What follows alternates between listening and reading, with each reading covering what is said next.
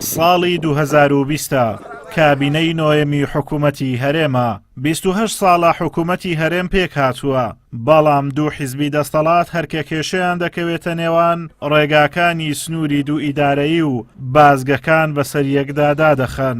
ئێرە ڕێگای بالیسان خەلیفانە لەلایەن بەڕێوەبەری ناحیەی بالیسان ماوەی 2 ڕۆژە داخراوە. داخرانی ڕێگاکە دوای ئەوە دێت کە بازگەی زینەتیری سەر بە پارتی دموکراتی کوردستان ڕێگری لە بەڕێوەبەری ناحیەی بالیسان دەکات کە سەر بە یەکێتی نیشتیمانی کوردستانە بچێتە هەولێر. بەداخەوە ئەوەی کە ڕوئەدا ئەوەی کەوا دەبیندرێت لێرانە ڕێک ئەو دوو ئیدارەیە کە ئێمە چەندین ساڵە باسی دەکەین، هەرچەندە ئەوان لایەنی دەسەڵات هەمیشە ئیدعای ئەوە دەکات کە دوو ئیدارەی نەماوە، بەڵام بۆ هەموو خەڵکی کوردستان ڕوونە کە ئەوەی کە لێرە هەیە ئەوە دوو ئیدارەیە تۆخکردنەوەی سنووری دوو ئیدارەیە. نزیکەی 20 ئۆتۆمبیلی بار هەڵگرن شەو و ڕۆژێک کە ڕێگایان لێگیراوە و ماونەتەوە. سەرجەمیشیان باریان پێیە لە حاجی ئۆمەرانەوە دەیگوازنەوە بۆ قەزای ڕانیا، کەچی هیچ بەرپرسێک بەدەمیانەوە نەهاتووە ڕێگایان بۆ بکاتەوە. هەندێک لە هاوڵاتیان بە پێڕێ دەکەن و بە گوێ درێژ کەلوپەل دەگوازنەوە بۆ ئەوەی بچنە هەردوو سنوورەکە. لە دوێنێ شەو ئێمە وەستاوین بارەکان با بڵێن شۆفێری بار هەڵگرین، بارەکانیشمان باری میوە و خۆراکە.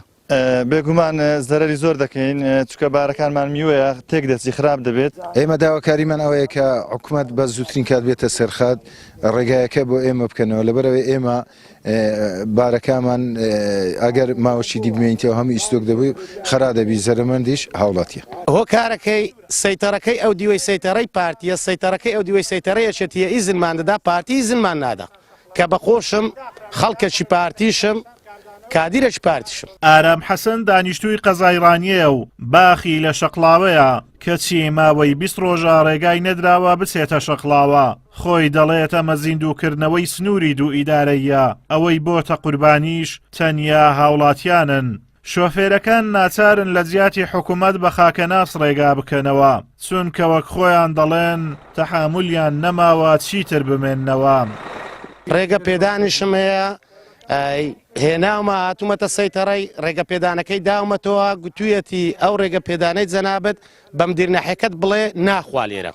ماوەیەکە هەردوو حیزبی دەسەڵات لە بازگەکان ڕێگری لە ئەندامانی یەکتر دەکەن، هەم لە ئاستی حیزبی و هەم حکومی. هەندەی نەماوە سنووری دوو ئیدارەیی و شەڕی ناوخۆ زیندوو بکەنەوە کە ماوەی چەندین ساڵە هاوڵاتیانی هەرێمی کوردستان پێوەی دەناڵێن و لەو پێناوەشدا بە هەزاران ڕۆڵەی ئەم میلەتە لە پێناو هەردوو حیزبی دەسەڵات دابوونە قوربانی. نیشانەکانی ئەو دوو ئیدارەیەش هێندەی نەماوە لە دۆڵی بالیسانەوە بەدەرکەوێت. ئەمە سنووری نێوان دوو وڵات نییە، بەڵکو سنووری یەک پارێزگایە، بەڵام دوو حیزبی جیاواز ئیدارەی دەدەن. بەردەوام ململانێ سیاسیەکانی نێوان ئەم دوو حیزبەوای کردووە کەوا لە کاتی گرژەکان ڕێگری لە یەکتر بکەن، باجی سەرەکیش تەنیا هاوڵاتیان دەیدەن. ئازاد ئۆمەراوەی کەناڵی ئاسمانی پەیام، دۆڵی بالیسان.